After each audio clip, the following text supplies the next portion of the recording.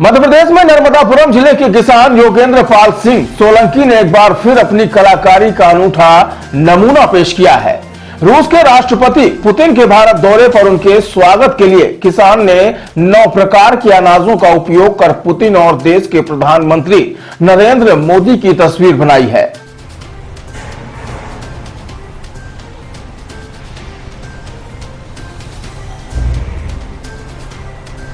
इसके जरिए किसान ने दुनिया को परमाणु खतरे और अनाज की सुरक्षा का संदेश भी दिया है। दरअसल सुपरली गांव के किसान योगेंद्र पाल ने तस्वीर बनाने के लिए जौ, धान, बाजरा, तिल, चावल, कनकी, राजगीरा और खसखस का प्रयोग किया है।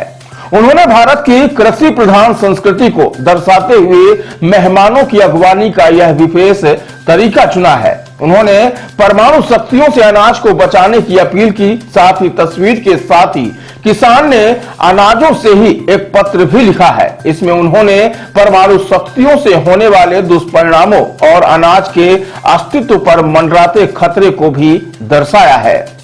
उनका कहना है कि परमाणु हमलों से इंसान के साथ साथ अनाज और जीव जंतुओं को भी नुकसान होता है। उन्होंने श्रीमद् भागवत के 3 अध्याय के 4 श्लोक का हवाला देते हुए अन्न की महत्ता बताई और अपील करते हुए कहा कि परमाणु संपन्न देशों के मुखिया अनाज की सुरक्षा के लिए दुनिया का मार्गदर्शन करें।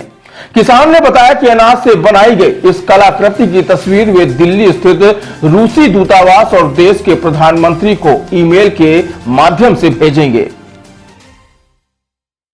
योगेंद्र पाल सिंह सोलंकी, मैं ग्राम सुपरली, जिला नर्मदापुरम, मध्य प्रदेश का रहने वाला हूं। तो पिछले कई वर्षों से मैं अनाजों से फोटो बनाने का काम करता हूं और अनाजों में विभिन्न प्रकार के अनाजों का उपयोग करता हूं। इसी कड़ी में 4 तारीख को रूस के राष्ट्रपति श्री पुतिन साहब आ रहे हैं, उनकी और मोदी जी की मैंने एक फोटो बनाई है अनाजों से, क्योंकि भारत एक कृषि प्रधान देश है और फोटो के माध्यम से कृषि प्रधानता की महत्ता को बल मिले, इसलिए भी फोटो बनाई है।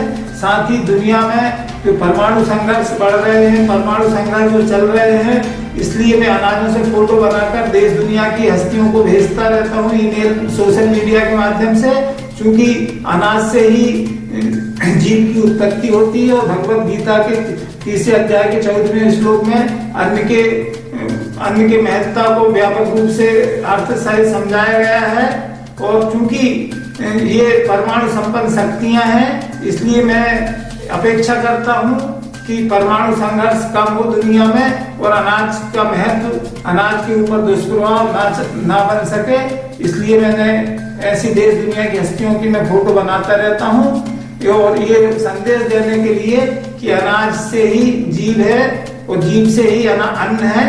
इसलिए मैं ऐसी फोटो बनाता हूं और इसी अपेक्षा के साथ मैं ये फोटो ईमेल द्वारा इनके दूतावासों में भेजूंगा और पीएमओ कार्यालय में भेजूंगा।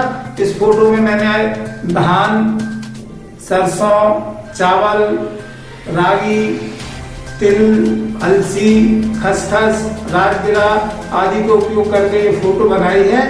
और इसी तरह मैं एक परमाणु संपन्न शक्तियों के लिए अनाजों से लिखा हुआ एक खत भी बनाया है, जो कि दुनिया की विभिन्न हस्तियों तक मैं भेजने का प्रयास करूंगा।